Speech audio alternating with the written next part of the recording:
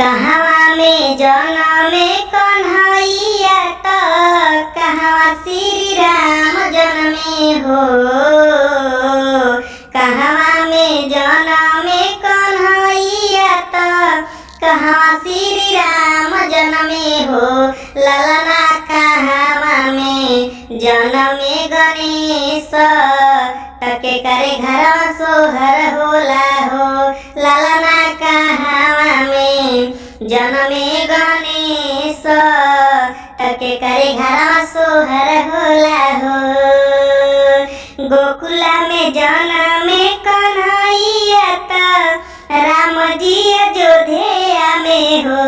ललना गौरी घरवा जनमे गणेश त तीनों घरवा सोहर होला हो। ललना गौरी घरवा जनमे गणेश त तीनों घरवा सोहर होला हो।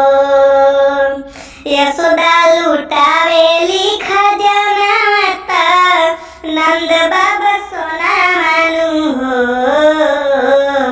यशोदा लुटावेली खजाना त नंद बाबा सोना मानु हो। कृष्णा धरती पे लिहले अवतार महलिया उठे सोहर हो।